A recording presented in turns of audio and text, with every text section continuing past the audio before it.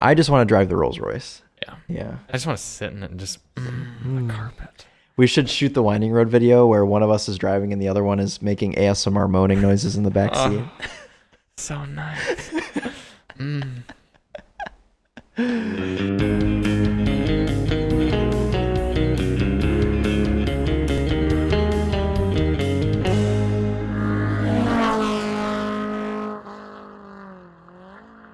What'd you have for lunch?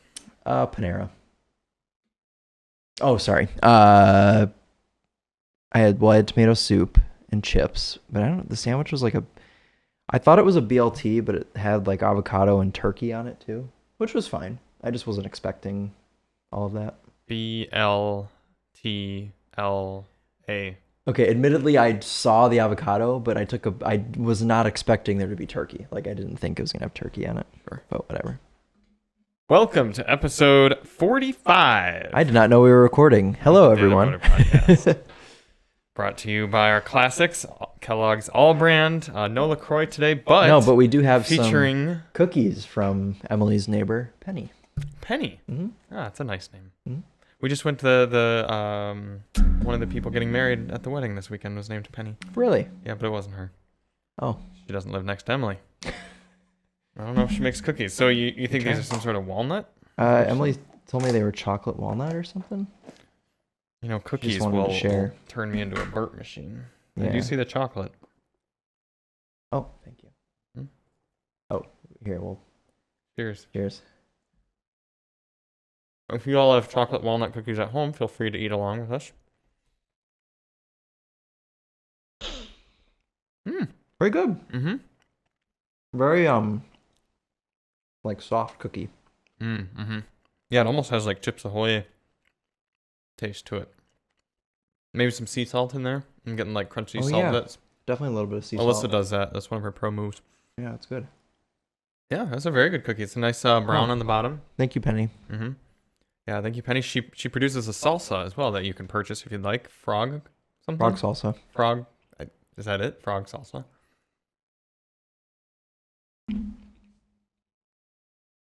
There are no frogs in it, but it's called frog salsa because it has a little hop because it's spicy. I see. Let's Is it online? It might be. I would hope so. Is it Frog Ranch salsa? No. Got a little label that she puts on it and stuff. It's good ass salsa. She gave Emily a jar for housewarming. Everyone's tuned off by now. Frog. I don't know if she's on the internet. It might just be. You might have to know her. Oh, here's a Twitter. My tongue is tingling slightly. I think it's from the walnuts. Does this sound like Penny? That is not just her. An ordinary guy, straight, male, patriot. I repost memes that I think are funny or prove a point. I don't care if you're offended or don't agree with it. All right, fair enough. That doesn't sound like someone who would make a salsa called frog salsa and make very yummy cookies. Thank you, Penny, who is not that person. Well, fun week here at Daily Motor. I need my water. Sorry. It's an amateur move to start a podcast without water. This week at Daily Motor headquarters, we had 2 cars with CVTs. You're right. Mm-hmm. First of which was the 2022 Subaru WRX with, as Chris pointed out, the CVT. Charlie loved the CVT. I don't think the CVT, like when Subaru first said, and they made it for the last generation as well, the WRX would come with a CVT. Mm-hmm. You picture something like my Ford Escape Hybrid from 2008 has, where you get on the throttle and it's They don't call it a CVT though in the WRX. They call it Subaru Sport Transmission or something. Subaru Intelligent Sport Transmission or something. It's a CVT. It's a continually variable transmission, but they do a really good job at programming it to feel like a normal automatic. It shifts. It makes these artificial shifts, but they're aggressive and they're quick. And the way I see it is an enthusiast isn't going to buy it anyway. They're going to get the manual, so that's fine. Leave it alone. They're probably not going to buy the WRX in the first place because it has too much screen, too many beeps. costs too much, they're just going to get something else. So you're marketing the automatic transmission, regardless of what it is and how it's configured, toward people who want a sporty car that's all-wheel drive and fairly safe and has all the features, but is also fun to drive. So you kind of get to have your cake and eat it too with the CVT. CVTs are very simple. They're less likely to break in some ways. Older Nissan CVT is a little bit different, but compared to dual clutches, CVTs are going to be more reliable. Fair. This one can equal. Provide a lot more smooth power when you want it. It can be in the power band more than a normal transmission that has to shift. This could just hold it right there in the power band if it wants. But when you're in sport mode, it does make shifts fairly aggressively. They're fake, but it feels like you're driving a totally normal automatic. So I think functionally, the only reason to complain about this car having a CVT is if you just complain about CVTs as a sport, which is what Chris and Nathan I don't like do. CVTs. No, you know what I like is that in the GT model, which is the one with the CVT, they give you Recaros and adaptive suspension and drive modes. Because that's what all non-enthusiasts want, right? Well, not only that, but continue. You can't get that with the manual. Correct. Yeah, so if you go on and build one. I don't understand why. I mean, okay, I do understand it because Subaru is Subaru and they already make CVTs and it's easy to just take something that they already make, tune it slightly differently and throw it in the performance car. I get it for price reasons and for technology and their platform, whatever.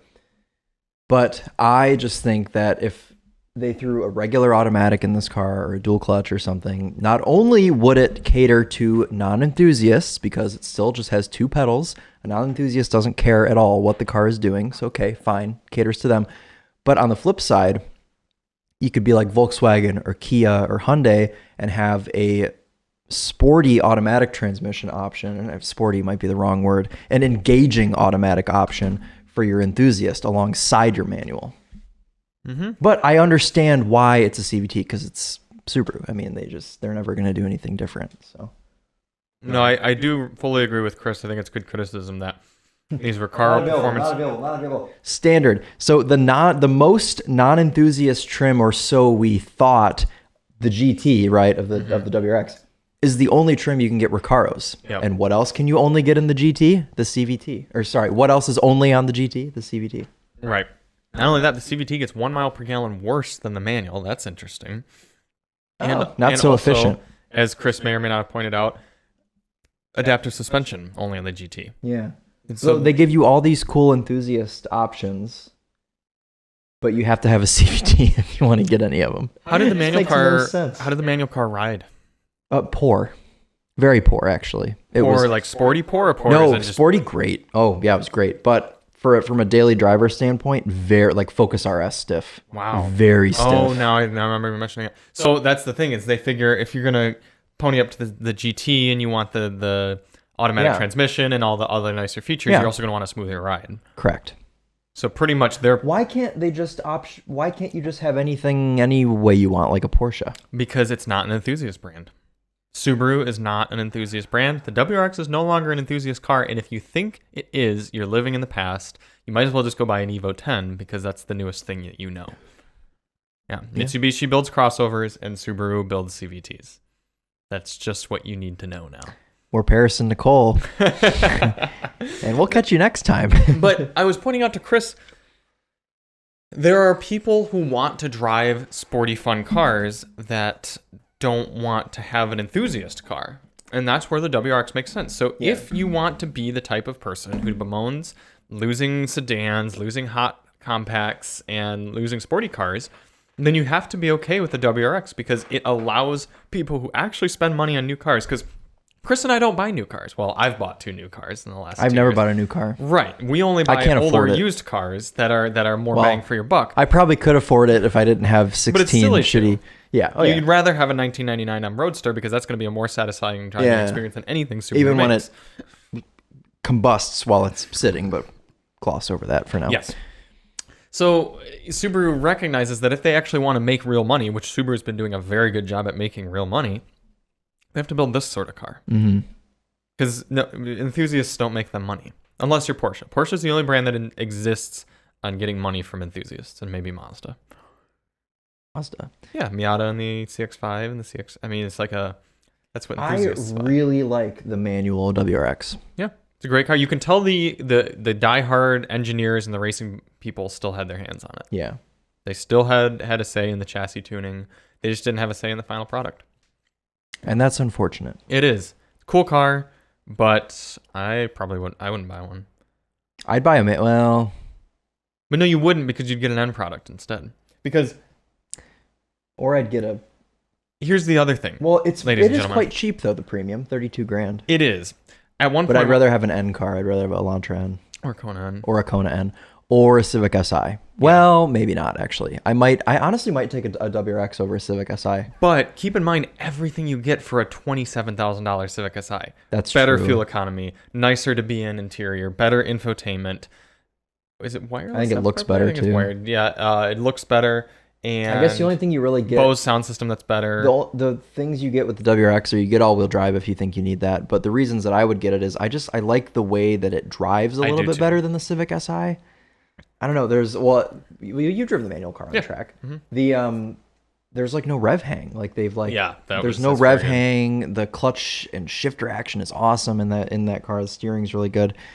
So I might take it over Civic Si. I probably wouldn't actually, like, realistically, but I would definitely pick an N car over everything. I think if I lived maybe in the mountains, especially at altitude or something like that, A manual WRX would be so much fun. it'd be better than the Civic. But if I had to Yeah. use the car for any sort of just normal, either highway slogging or like just driving around, I would get the Civic and I'd pay $500 or whatever to tune out the rev hang, and then it'd be a great car. Oh, right. Okay, yeah. Yep. So that's the problem. What else is in the Volkswagens? You can't buy those because you can't. The you'll crash infotainment's them. unusable. Yep. And here in Michigan, you have to be able to adjust your climate control because it's Correct. hot in the days and cold at night. And Yeah. if you do that, you'll crash. They don't understand that, actually. Mm-mm. I've had that conversation with, Yeah. yeah, they don't. They're like, why don't you get just it. tell the car to stay at 72 auto and just never touch it again? It's like, well, I don't want to do that. I'm paying for proper climate control. Yeah, like I want to be able to use it. use parts of my car that Mhm. aren't. That would be like them saying, well, why don't you just always drive at 70? That's just a good speed to drive at. Yeah. It's like, but I like to go at other speeds Yeah. sometimes. It's like, Sometimes there's red lights and Yeah. sometimes somebody pulls out in front of you and you can't just blast into the back of them and keep going. sometimes your wife tells you need to be home and you got to get there. You gotta gotta go quick. 95. Yep. So that's, yeah. Strange. Very strange. But yeah, so middle of the pack, I guess. Mhm. But Base GR Corolla would be cool to drive at some point. yeah, too, we so, got to you know. drive one of those. There are some more starting to- good things coming out. Mhm. Civic Type R, GR Corolla.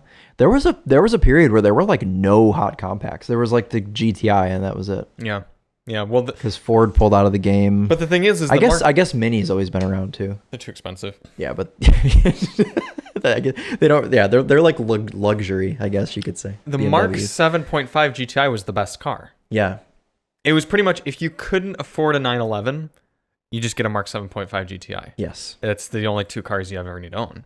Mhm. So, but now that car is no longer being produced, other manufacturers have to fill in the gaps. Yep. It's a shame. I was driving the WRX and I messaged our group chat with you, me, and the Topher, and I said, "Can you get a WRX without this giant screen?" And you were like, "Yeah, you can get the Yeah. base model." Yeah, it looks worse in my opinion. Yeah, but Amos sent me the photo of it. Let's see. It looks. Oh, it's so bad. Oh, that's good. All right. There's a delay happened? in my. Let's see if it comes up here. Oh, there it is. Yep. Yeah, there's photos of it. That looks horrible. That's disgusting. It looks like an Infinity double screen. Yeah, but worse. At least you have a few physical controls, I suppose. Someone said it's all bezel. Yeah, that's It's Bruce. that's. I mean, it just. It's the same screen software, but just broken up. It's still physical or screen climate control, touch yeah, screen. why would you want that? Yeah, why couldn't gotta they be- just make the bottom This part is probably physical even buttons? worse. I know. This probably works even If this worse. bottom screen, it's a two-screen setup now. Oh Where wow, and this one's a CVT. Wow. Yeah. Could you imagine anything worse? God, that is an awful car. So that's the otthe problem with the Subarus. I'm not a fan of the infotainment suite. Yeah, it's not that great. Yeah, It was livable to an extent. I think we need More than Volkswagen. we need to do a better job at doing the car world a service and promoting the Forte GT. That was just That is a properly good car. It was a great car. Yeah, and it still is a Everybody good car. everyone that, watched the videos and everything really liked that car. Yeah. I was unfortunately ill when we had that car, but it lifted my spirits, and I think that maybe it cured me. You think the Forte GT did that for you? I think so, yeah. That was a really fun car. I liked the DCT. I liked mostly everything about it. We should try to get a manual one. I'm going to get a long-termer. Are we in Canada? We're in Kia, Canada. Because you had your language choice for French. Yeah. Kia Forte. Would it be unrealistic for us to get some sort of long-termer car? Yes. Why? Because we don't write. We only film. It's more... A long-term car for the manufacturers is still a loan that has to exist out there. So rather than it going to like 10 different outlets in 10 weeks, it would literally just be going with us.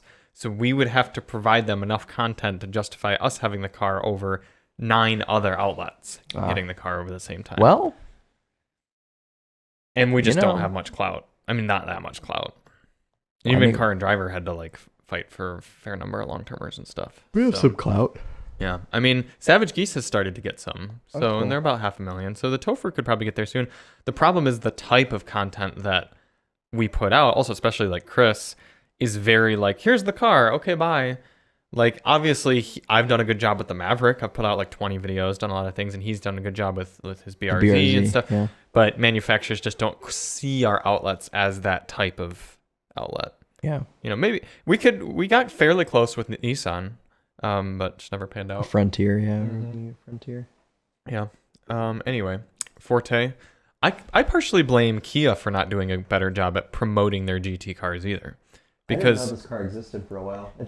I was like scrolling on TikTok one day and this guy posted a video of his muffler delete Forte GT and it sounded awesome. And I was like, wait, what is this car? Like, I didn't even know. So then I did some research and I was like, oh, wow, they actually make like a hot Forte. I had no idea. Mm-hmm. Yeah, I mean, this car looks sweet. I really like the facelift with the LED headlights in there. It's got a nice general... The silhouette's a little boring, I suppose, but you get the GT starting at $24,000. Why is the GT manual more? That's a great question. It's $700 more to have a manual. I know. So you get a 201 horse DCT turbo motor and 7-speed DCT, sport tune, suspension, exhaust, everything. The GT2 package will throw you heated seats, which you can't get on the Civic, 10-way power-adjusted seat, ventilated front seats. That's really good for a car that only costs $26,000 plus destination. A sunroof, Harman Kardon audio system with 8 speakers. That's not very good. I know, but it's still better than it's not better than the Bose, but it's better than what you're getting in the WRX probably. So maybe about the same. I mean, they're both made by Harman. It has no. You can turn the sound system up to max in the Forte, and it's like not very loud. Okay. Look at the seats with red stitching and piping. Yeah.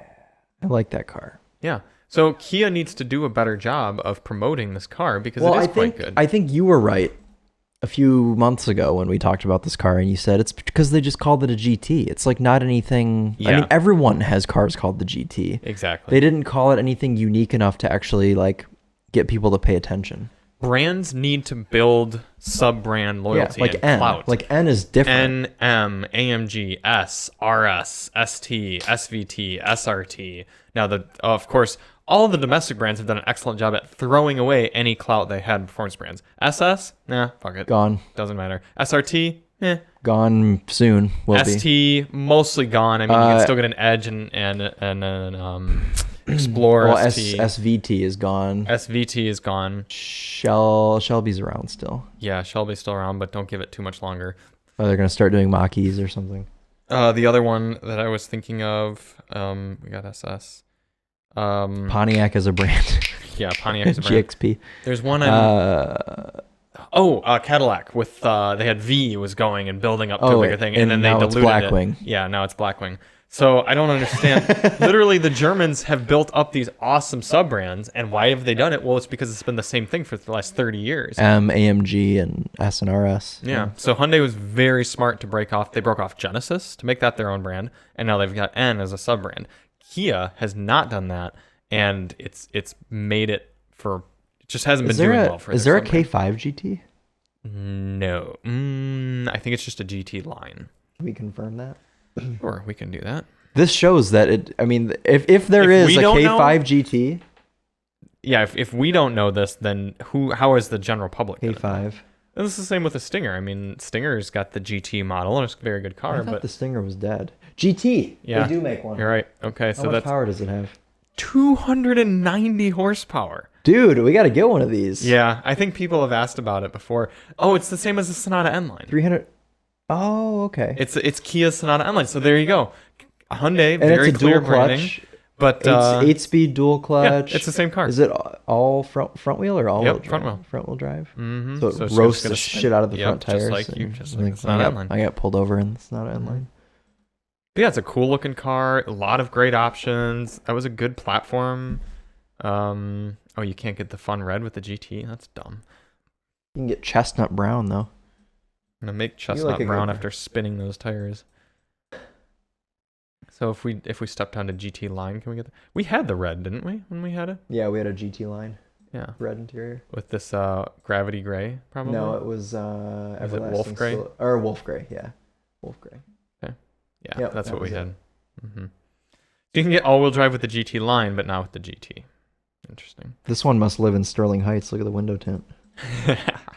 Also, GT is not a bad price. 32 grand for that. Yeah. So you could have this.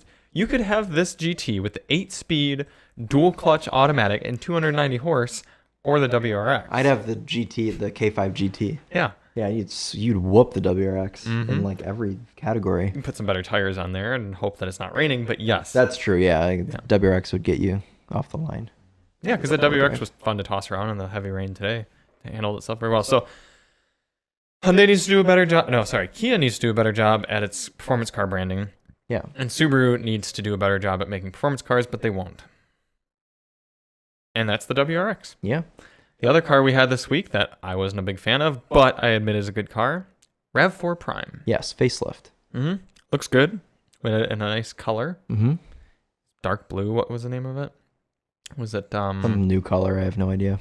Oh, I knew it, but they all blend together literally the moment we give the keys back. And here's the thing with the RAV4 for me. I don't like the RAV4, but that's not because it isn't a good car. It is a good car. I just personally, I don't like the chunkiness. I don't like where the door handle pull positions are. I don't like the materials that you have to touch regularly. It's just not a car for me. Yeah. But it provides all the features you're going to want in that class.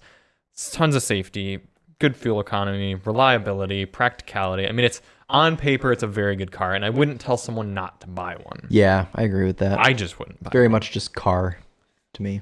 Yep. Yeah. Although Chris and I both agree we would have the hybrid Camry over the RAV4. Yes. Yep. Or any interior. Camry. I don't know if that's true for me. I don't know if I don't think I'd have a V6 Camry over a Oh, RAV4. no, not the V6. What's the one that gets 50 mpg?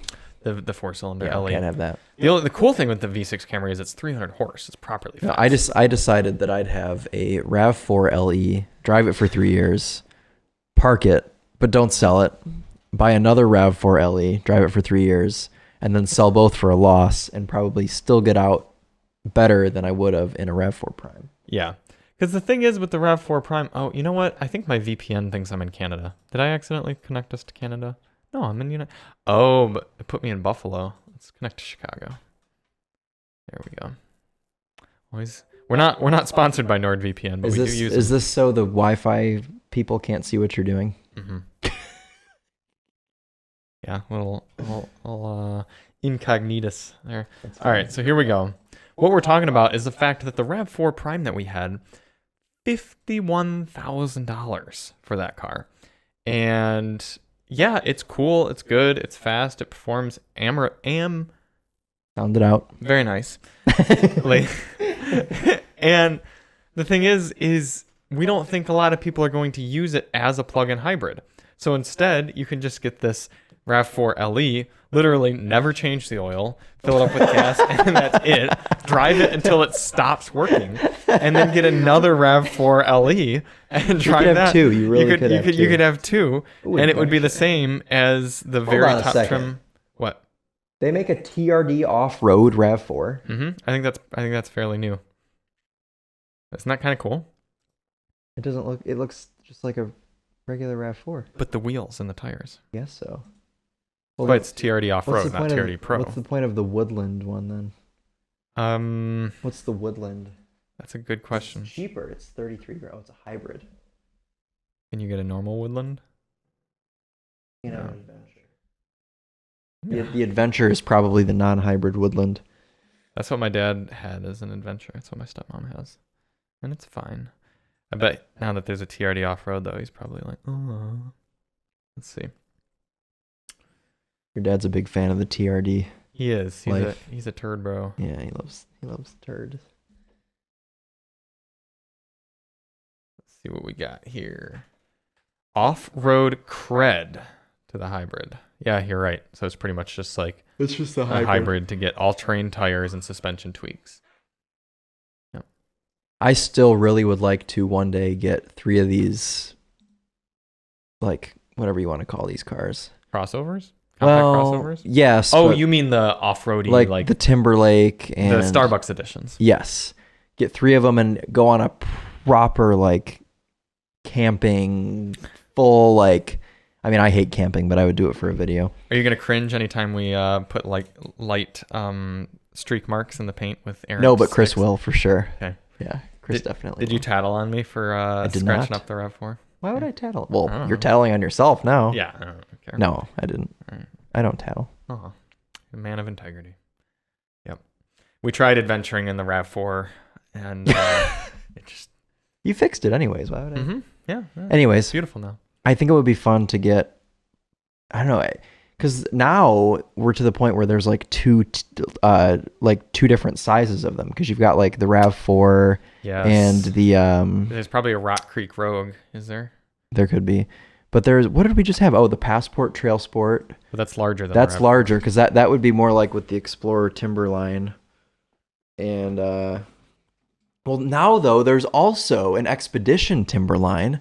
Oh. And there's a, I'm sure there's a AT4 Yukon, and there's probably some off-road version of the Suburban. I think one of them has to be a Subaru Wilderness, because that would probably perform the best. Because I think that the Subaru Wilderness cars are the most like well-equipped to actually go out into the wilderness. CVT. Yeah, but they have lifted suspension. Yeah.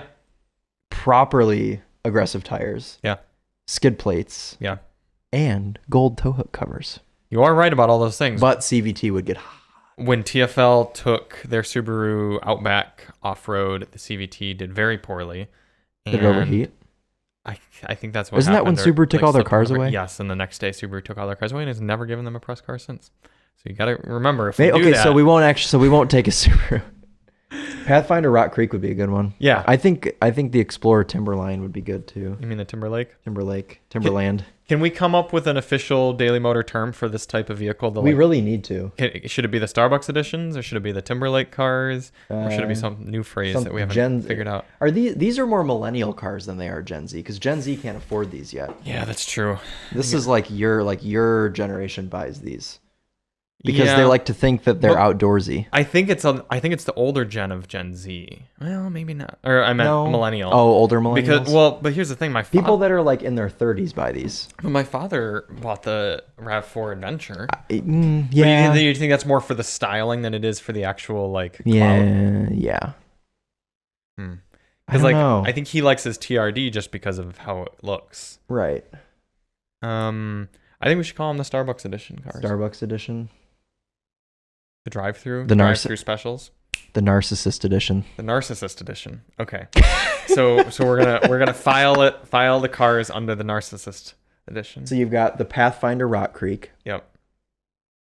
The Explorer and Expedition Timberlake. The Subaru Outback and Forester Wilderness. They don't make a Crosstrek? They don't do a Crosstrek yet. I'm sure they will. WRX would be that would actually Wilderness. be dope. But WRX Wilderness would be sick. But except they would ruin it. They would do something stupid like make it only CVT, and it would suck. Honda with the trail brakes. Passport Trail Sport, Pilot Trail Sport, which is coming soon, and they'd be CRV, stupid not to do a CRV. They don't yet. announced that yet. It's just 4 trims, but a 2024 model year, I bet. Toyota does the Woodland RAV4, and they do something with the Well, here's Highlander as well. But The here's Highlander. a question for you: do the TRD Sports and off-roads count as narcissist editions? No, I don't think they do because I think they've been around for too long. I think this is a new breed. So I think that like the Woodland would count, but the TRD would not.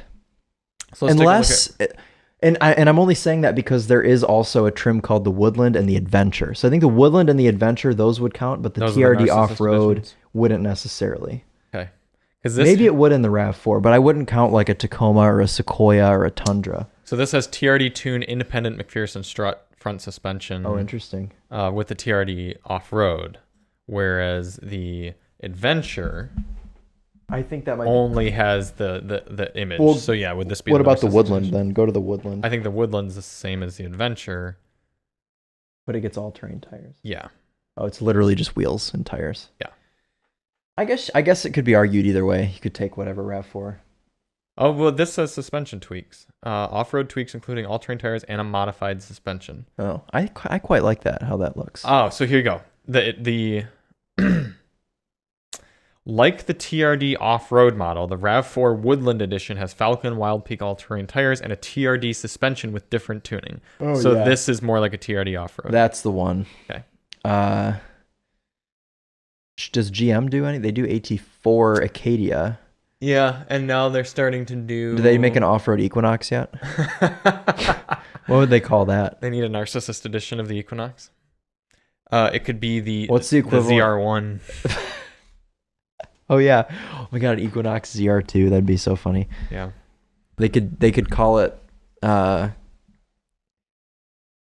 something relating to meth RV that has to go off road.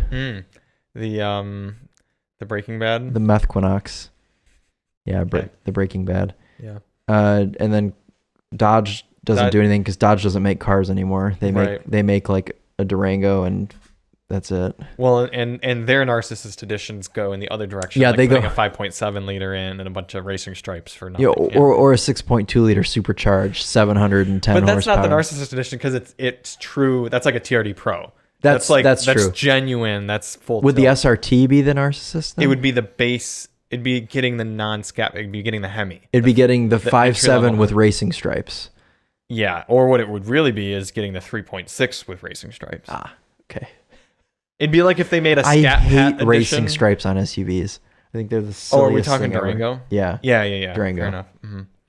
Yeah. Still, the Durango does look pretty good. I but yeah. quite like the Durango, yeah. Admittedly, I don't like admitting it, but I do quite like the Durango. Yeah.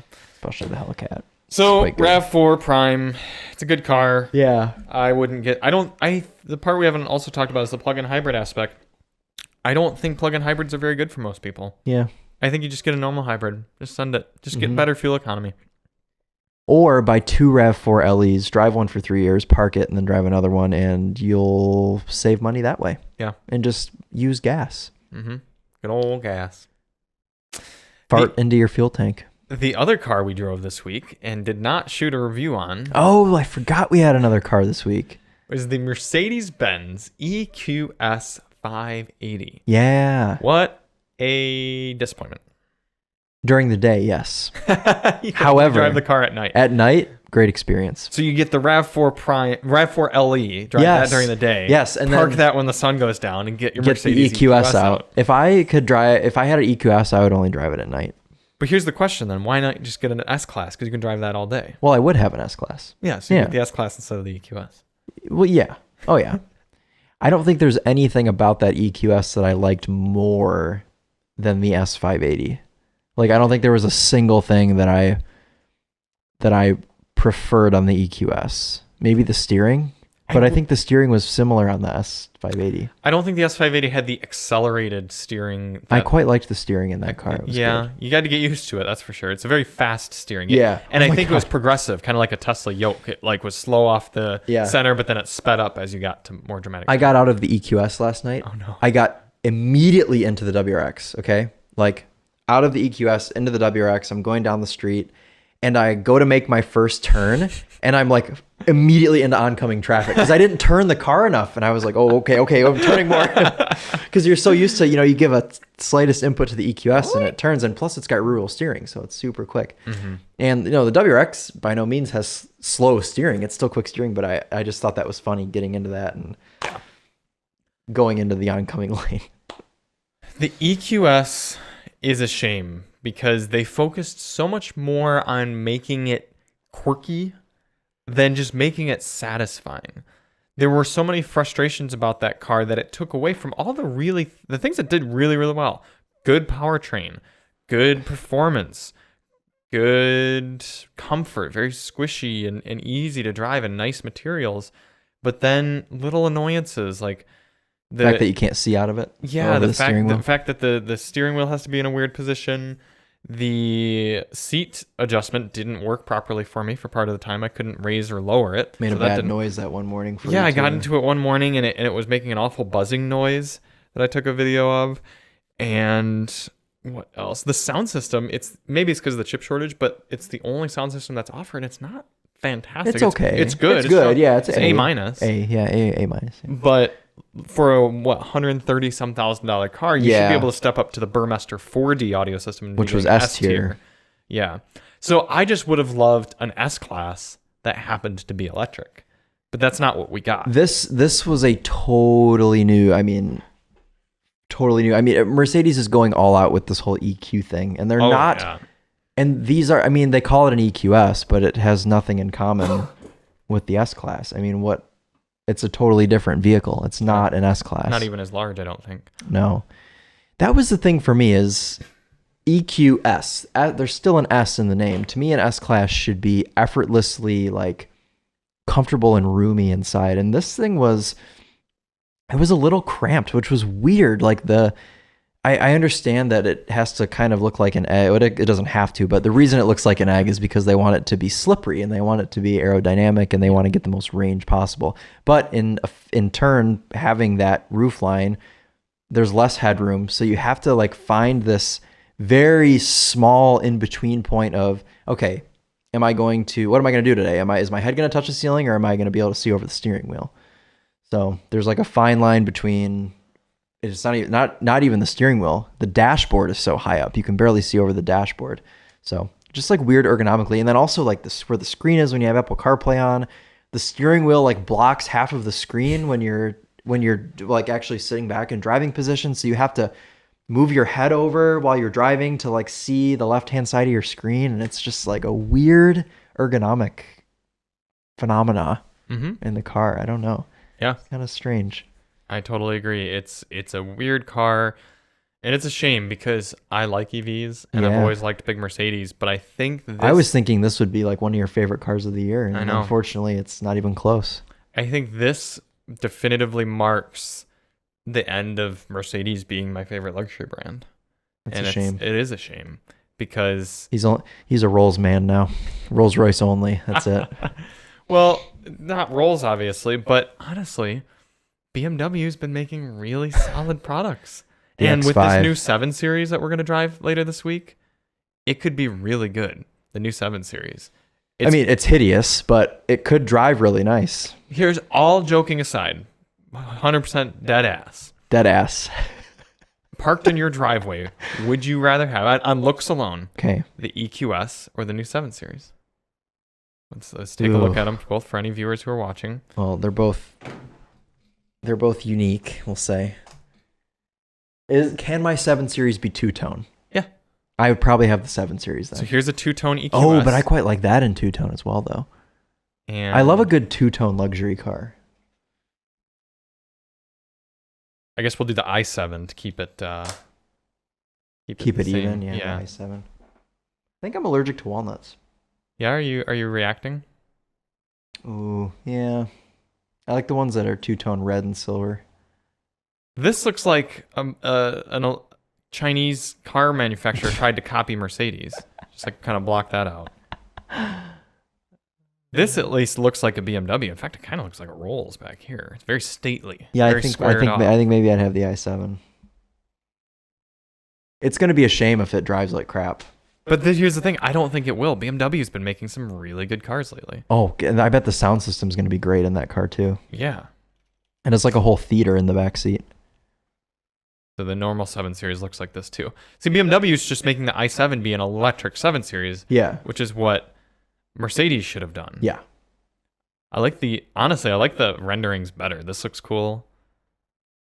This looks kind of weird but cool. That's a rendering, yeah. Yeah, but the normal one, if this girl looked like this, look how much better this looks. Yeah. They don't care. I know.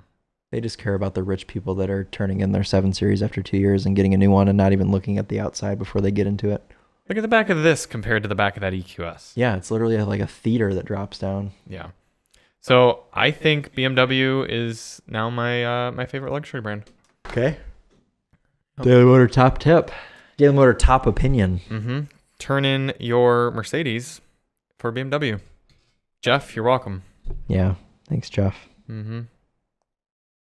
Uh, This week yeah. at Daily Motor headquarters, we are driving, drum roll, Possibly the most exciting car of the year. yeah, the Hyundai Santa Fe plug-in hybrid. I am just shaking with excitement. It's in the garage right now, and I'm giddy. Yeah. Did you see my thumbnail for the Challenger or the Charger jailbreak? I'm giddy. Is that what it said? Yeah. Yeah. I was looking at thumbnails the other day, Yeah. and I was just because I was trying to get inspiration. I forgot which one I was making, but I was Clearly scrolling down everyone's through fighting. fuel economy tests. And I came across the Outback Wilderness, and it just says poor, and I busted out laughing. There's like no punctuation or anything, just poor. I was Just so pissed after that fuel test. just cross about that car from the moment it showed up to the moment it left, and after the moment I was still editing the videos. I was upset about it. It was The best boring. is when we drove to Navs and you brought a thermometer in the car and it was 87 degrees inside the car when Mhm. climate was set at 73 auto. Yeah, that was really bad. Santa Fe, I'm honestly decently excited about because Ford has decided to drop the ball on the Edge, and this size of vehicle, the Santa Fe and the Edge, is actually a very popular size. There are people such as my mother who kind of want that extra. They're at the stage in life when they don't really need anything. They just want things. They never want to be in a situation in which they're not able to do a thing, not able to take an item or like go on a big shopping trip or a vacation or anything. They always want to have it just in case. And that's what this vehicle does well with size, because it's not as big as something like a 3-row crossover that's really Like a getting Palisade. cumbersome. Yeah. But this is like, it's overkill realistically for like people like us. We could be just fine with a compact with a Tucson. But the Santa Fe and the Ford Edge both exist in kind of this middle ground of like, still a 2-row, but you got extra space to just in case you need it. How long has the Edge been the same? 2013? Something like that, pretty much. Yeah. It's like going on 10 years of being the exact same car. Right. And Ford is, may or may not even be around. Who knows? I think they'll come out with an electric version. I think but it'll just be replaced with an EV. Yeah. Chevy's got the Blazer. And I think that's a smart size as well. I think there are people who buy Blazers who don't need the size of a Blazer. Yeah. So I think this is a good sized vehicle. I think the interior is really cool laid out. It's got a bunch of buttons in the center, and we love buttons. We here do at love Daily Motor. buttons. I took a Santa Fe to Chicago last year and it was great. Yeah. It's a really good road trip car. Yep. And it gets over 30 miles per gallon on the highway, even this plug-in hybrid one, which is pretty darn cool. That's good. Yeah. Yeah. I don't think the plug-in hybrid's necessary. Same reasons I talked about with the RAV4 Prime. And this one has even less range, so it's even more pointless. What is it, 30? Yeah. Yeah. But just get the normal hybrid like we had, save some cash, and you got yourself a great little car. Big car, actually. Really. And I think it's a little ugly. I think the name scheme's a little confusing, but I think it'll be a good car. And we're going to be putting a lot of miles in the seat. So we'll see how that is. The other car we're getting here at DMHQ, unfortunately not until Friday, is the Cadillac CT4-V Blackwing with the 6-speed manual. Yeah, which we actually had in February, I believe. We had one on Last- snow tires. Last time we had it was on winter tires. Now we're going to have it on good old summies. And it was blue, and now the one we're getting is white. Yep. So that means it'll look different. BW stands for Blackwing, but also blue and white. Those are the two colors that we've Oh, had okay. with it. Yep. This is the car for if you want a Camaro, but you don't have a mullet. Yeah. Little turbo V6, 6-speed manual, Mm-hmm. proper looking car, except the back looks like an envelope, but It does. whatever. CT5 at Seats least are a looks little nice. cramped in the back. Yeah, strange size Yeah, car. but it should be good on track. Should be We've excellent driven track, the which is where we're 5. taking it. Yes, we've driven the 5 on track, so it'll be interesting to see. I'm sure it'll feel more agile. It's a smaller car. I think it might feel more car. lively because you remember the problem with the 5 is it was so refined inside and kind of quiet that like you like roared up to your speed that you needed to be at, and then you were kind of easing off it, and you're like, this doesn't feel very visceral. You thought it would, but it was decent, but compared to something like a true sports car, it didn't really feel that way. I think this car might feel a little bit more like, ooh, like I'm getting away with something here, like I'm having a good time dancing with it and stuff. Yeah. So I'm looking forward to that. Yeah, that'll be sweet. Yep. Other than that, we're not really doing much with the car because it's mostly here for track use. But if there's anything you guys want to know about the Blackwing, let us know. Then Chris and I are taking a little tripperino this week out to California to drive a ton of BMW products. Yes, and Mini and Rolls-Royce. Yes. And motorcycles. Which are all under the BMW Motor Group umbrella. We will be driving potentially the facelifted 3 Series. Yep. I say potentially just because there are a lot of cars that Chris and I have to get into. And priority, the new 7 Series. New which 7 Series. Very much looking forward to. I think you should have to drive the gas one, and I should get to drive the electric. That's fine. I haven't driven a 7 Series in so long. In fact, Same. the last few 7 Series I drove were M760i, Same. V12, Same. crazy, things. And I think it was 2019 is the last time I drove a 7 Series. The one in Chicago? Yeah. Yeah. been a while. I think the new 7 Series really stands to do excellently in the market because the 7 Series has always been a bridesmaid. The S-Class has always been better. I'm not necessarily expecting this 7 Series to be better than the current S-Class, but I am expecting the i7 to be better than the EQS, yeah. Which we just discussed. Yep. So we're going to be driving that. BMW X7 as well, which you haven't driven an X7 yet, right? Alpina. Oh, yeah. You drove the XB7 briefly. Yeah. I had it for like 3 days. Did you? Didn't? Yeah, you didn't want to put gas in it, so you let me drive it. That's a very me move. Yeah. Yeah. That's a great 7 Series is an awesome car. Yeah. In all of it. Sorry, X7 Series. Great car in all of its different specs. Yeah. So I'll be driving that. The X1, which is, have you ever driven an X1? Nope. They're awesome. Yeah. They're very good. Always liked the X1. You probably know this because you're an enthusiast, but do you know you could get the first gen X1 with the V6? Inline 6. Yeah, V6 inline 6, like 6 cylinder. Yeah, you're going motor. to get crucified in the Yeah, comments. I know. But with yes. like M Sport package and everything. My buddy in college my buddy Cam had a X1 N54. I think it was N55. Oh, wow. Inline 6 turbo, M Sport. It had like the cool M Sport steering wheel with the paddle shifters and everything, sport seats, M wheels, M body kit. He loved it. Had a bunch of warning lights all the time, but it's normal. Yeah. BMW X1. Yeah, it looked just like that. It was black. Yeah, it looked just like this one right here, but it was black. The blue one, yeah. Petrol engines. Yep, N55. Yeah. You're right. Yep. 300 horse. That's what it had. 300 pound-feet of torque. Yeah. Yeah. I don't know that he liked it very much because I think it was kind of a maintenance headache.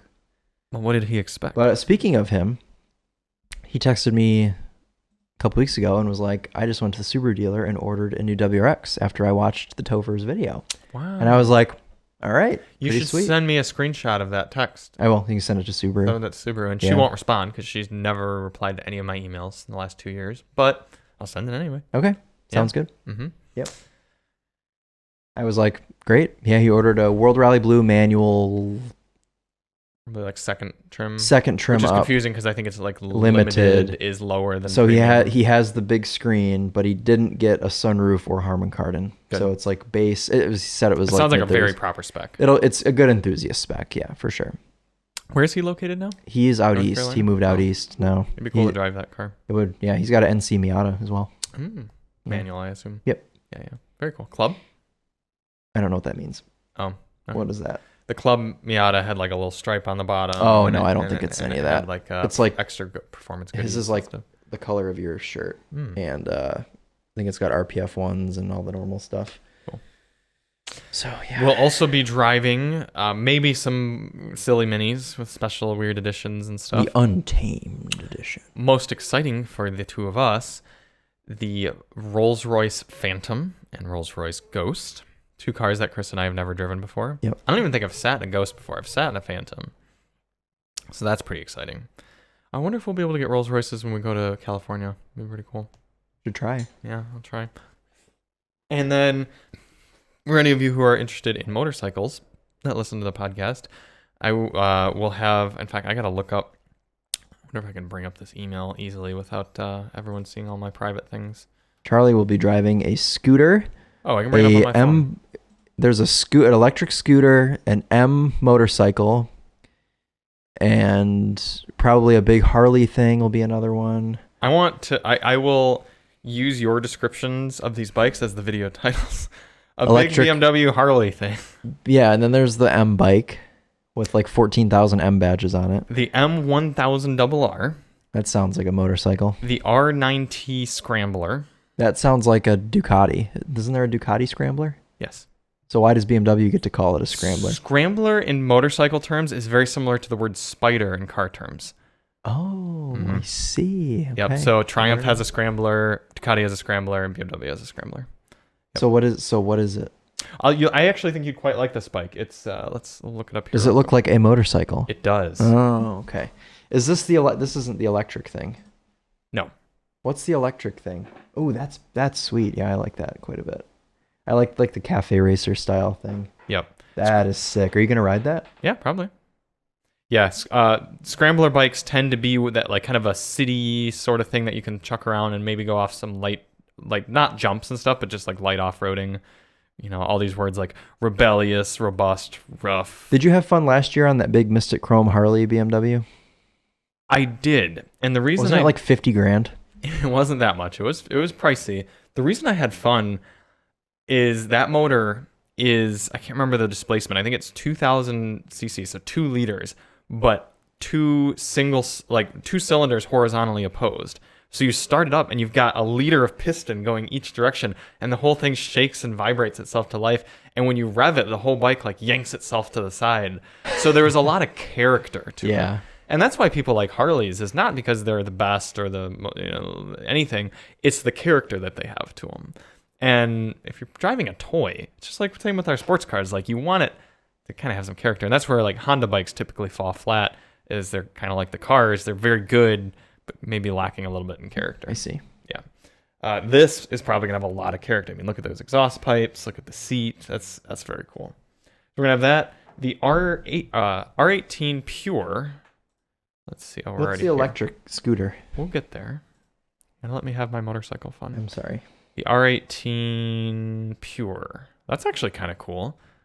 That looks exactly the same as the one you just showed me. Well, see, this one has a little bit more streety tires. It's got a black seat, I guess. It's a little bit less rough and rugged and robust than the other one. Why is it called the R18? Oh, sorry, this is the R9T Pure. R18 Pure should be a little bit more like a cruiser. Why do they all start with R? Is it like starting shit with M? Probably. All of them start with R. R9T Urban GS. Is that an M? Because it has M colors on it. I think that's just BMW Motorrad colors. The R18 Pure is not listed. Maybe it's a new model. Hopefully I'm not speaking out of embargo. That looks like a Harley. Yeah, it's BMW's Harley. This is the one I drove. These two last year. Okay, I see. And then the K1600 GT. You're gonna get a kick out of this. This is a very Charlie dad bike. Let's see, Tour K1600 GT. Okay. Look at this bad boy. Wow. Yeah. It is like the Rolls Royce of motorcycles. It's supposed to be like the most comfortable. Is it an automatic? No. The only brand that does automatic is Honda. Oh, okay. So this is like no wind noise. It's a straight 6. Inline 6 in this bike. No way. That's awesome. Yep. So inline 6 liter. It should not 6 liter. Inline 6 cylinder. It should be a very fun, very refined motorcycle. Quite heavy, but yeah, here you go. Enthralling 6-cylinder engine, 1.6 liter. 132 foot-pounds of torque. Wow. Yeah, it's a lot. That's pretty cool. A lot of motor, and it sounds like a. I think I've played you the clip before. Start engine. You can do it right here. I feel like it's gonna blast the viewers. Let's see what happens.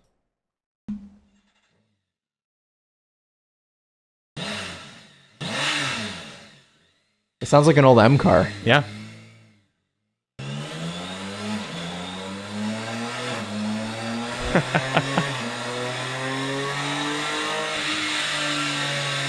It literally sounds like an S52.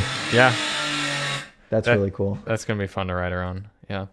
And then this was the M bike that they're gonna have. The M1000RR is gonna be terrifying. I've never. Are you gonna ride this? Maybe. I don't know. Look at the price.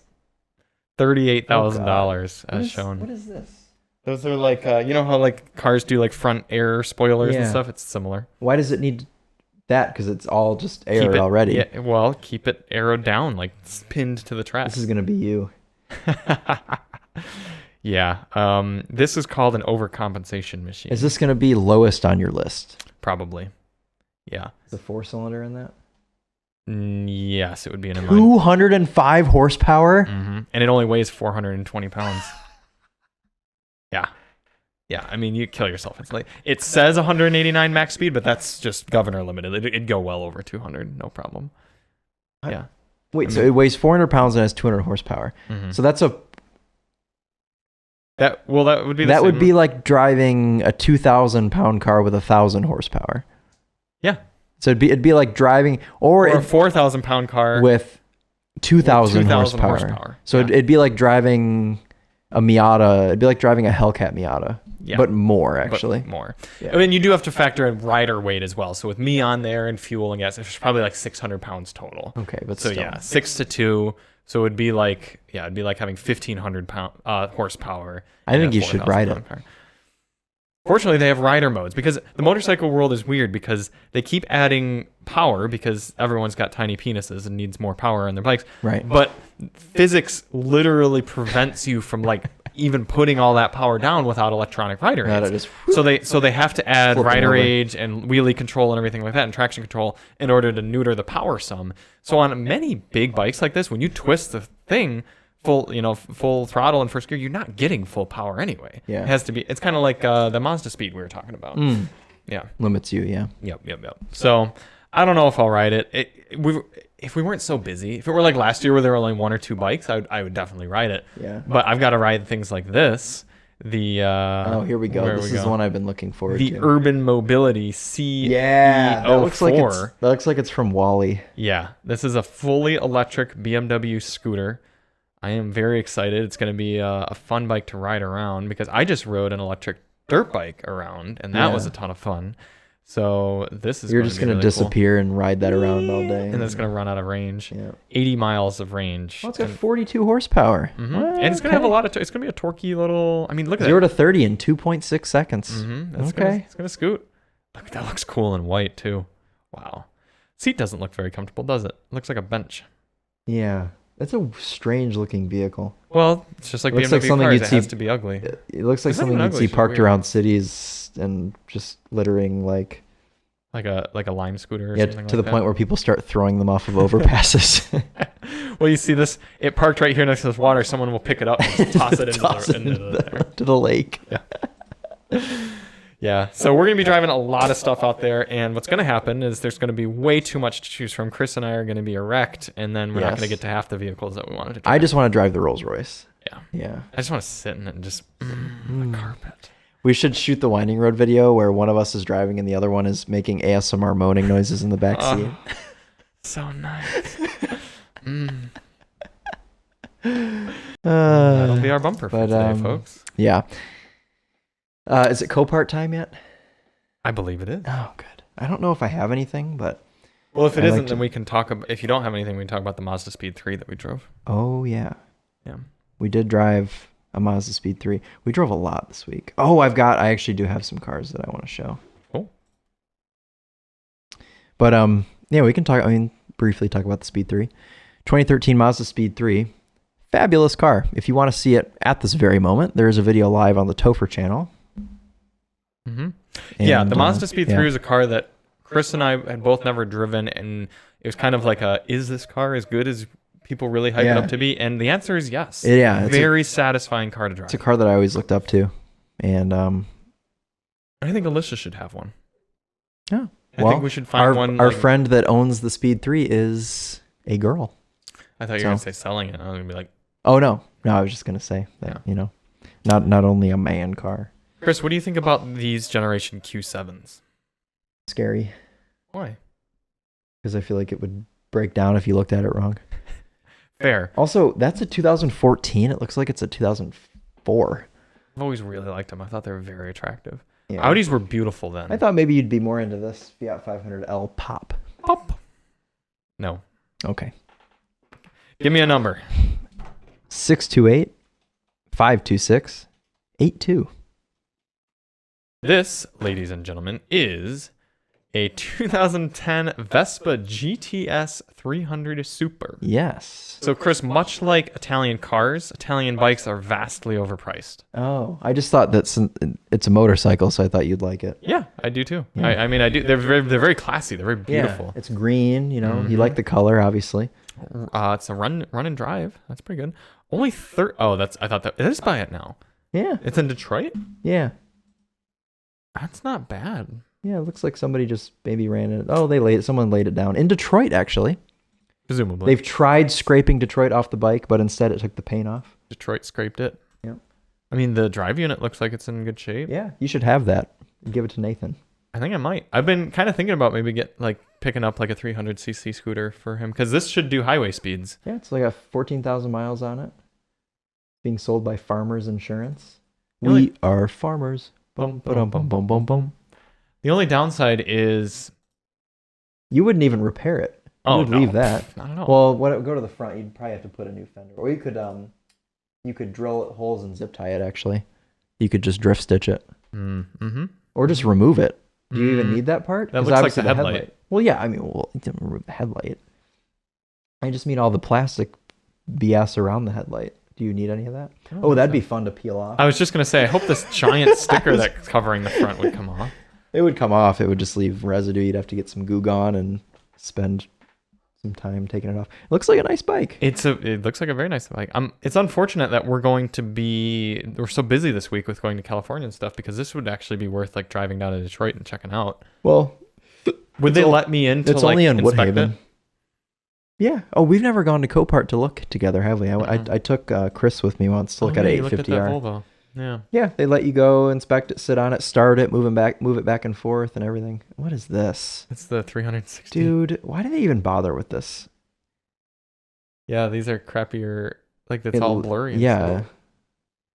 It's just like some boomer that walks around it with a 360 camera or with his phone and takes 1,000 pictures. Right, zoomed in too much. So it has keys. Yeah, I'll look into this. This is I mean, it's probably worth bidding on at least. I don't know if I'd pay the $1,300 by it now, but if I could get it for like $7,000. Yeah, throw it. It says minimum bid, but yeah. Well, yeah. Let's bid right now. Okay.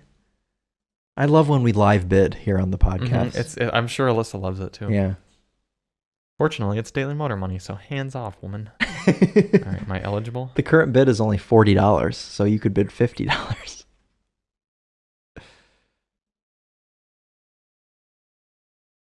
Oh no, we've been outbid at 60.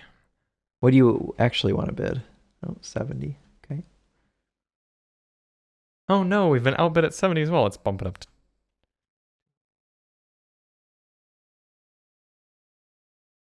Will it outbid already?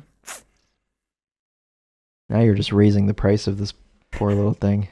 Well, it's a minimum bid anyway. That's true, yeah. So the seller reserve's not yet. This is telling me current bid is $225 now. Yeah, it says that right here too. Let's do $300. Yeah. Well, we'll have to look back in. Keep an eye on it. It's cool because honestly, it does look like it's running pretty well. Like, I mean, we don't know how it's running. It's better than the bike behind it. Look at that. Yeah, that's pretty messed up. 14. Somebody put a lot of miles on this. I hope they treated it well. It's only a 2010 though. Or I mean, it's a 2010, so it's okay. You know. Cool. All right. Well, what next? Next is 645 957 32.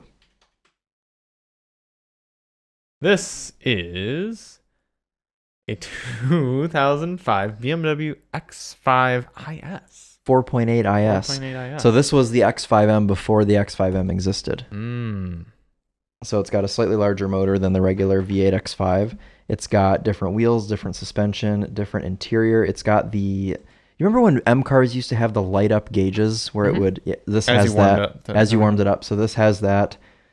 And it looks to me that this car was in an accident. That's a horrible picture. Literally was moving the phone, snapped the photo, didn't even check to look at it. People are just so lazy. But if you go to this second picture here, it looks like the car was in an accident. You can tell the car's been to a body shop because it's got X's on panels. So it was in an accident and probably went to a body shop, and the insurance decided while it was already at the body shop that, we're actually not going to fix it. Just total it, send it to auction. Huh. Maybe they had trouble getting a headlight, or they decided, oh, well, it's not worth, Did you send this to your buddy Dane, who yeah, owns an X5? I sent it to all my friends, yeah. Is he going to buy it? No. He just bought my E46. Yeah, so now he can add to his BMW collection. No, this would be a cool one to compare to the ML55. I think you're right. This is a very attractive generation, too. It's a good-looking car, yeah. Mm-hmm. This is the facelift E53. It's pure sale, too. Yeah. It runs and drives. Yeah. Oh, yeah. 89,000 miles. It's got super low miles. Now, granted, I think it's had 9 owners. I looked at the auto check. 9 owners? Yeah. Wow. Yeah. How do you have 9 owners on I mean, geesh. I am not a robot, Copart. Trust me. I'm literally recording a podcast. Robots can't do podcasts. 45 auto check. How many go up? 8. Sorry, 8 owners. Yeah, much better. Much better than 9. Well, we would be the 9th. Where? Wisconsin, Ohio, Michigan. So it's been a northern car its whole life. Yeah, that's not great. Huh. Look how remarkably low the mileage was up until the Michigan owner, though. Like, it had, no miles on it at all. Yeah. It was like just a little garage queen there for a minute. Oh, yeah. 100%. Probably not great, but it went to auction with only 66,000 miles on it in 2017. Yep. Someone probably just traded it in on a new BMW. They just didn't bother screwing with it. Probably, yeah. Yeah. Huh. I mean, still tempting to put a small bid on. It's $275. Yeah. Goes up. Oh, it's in Flint though. You just get it shipped. It's like $100. Yeah. Yeah. All right. What else? Oh, I think I might have a couple more. I have a ton, but it's just what are you even going to care about seeing? I like BMWs, but then I see what happens to the BMWs you own, and I'm like, Yeah. The E46 was great. Yeah. So I sold it. 635-72512. This is for Chris. Okay. This is a 2015 Subaru BRZ Limited that has met a pole. Yeah, at a high rate of speed. Yeah, I know you like cars that are damaged like this. So, yeah, it's comical. Yeah. Cool color though. STI wheels, STI body kit. This has got to be some sort of special edition because when you go to the interior, it's got blue seats. Do you think you could, if you got this for say $1,000 out the door, do you think you could make your money back just on the wheels and the seats alone? Oh yeah, easy. It runs and drives. Yeah, just drive it like this. Okay. Do you think the radiator's damaged? No, I don't think so. Yeah, looks fine. You think the bumper bar just took most of the brunt and absorbed it? Yeah. Just stomp on the hood, bend it back, get a hair dryer, and pop the bumper back out. If it were going up this week, we could just get it and have it for the track day this weekend. Run it on. Yeah. Send it. I mean, here's a photo of it idling right there. Yeah. Idling oh no, live. it's got low tire pressure. Is it a manual? No, it's an automatic. Shit, can't have it. No, it's not. It's manual. Oh, someone at Copart just really good at wrong, but it's manual. That is very clearly a manual. Yeah. Yeah. Huh. Yeah, you could honestly part this car out. I'm sure that's what'll happen to it. It'll get parted out. Yeah. Could sell Chris the seats. Maybe Chris would want those seats. Mm-hmm. Pretty cool. That is cool. Anything else? Oh, have you found me a Lexus GS yet? No. I haven't seen any GSs on here. Let's see if I have any Oh, I do have an alternative though. Okay. I've got a good one for you. It's a rear-wheel drive Japanese car? It is one of those things. Okay. 639-537-92. I think this would be a good GS alternative. Honestly, it's hardly damaged. The airbags went off somehow, but...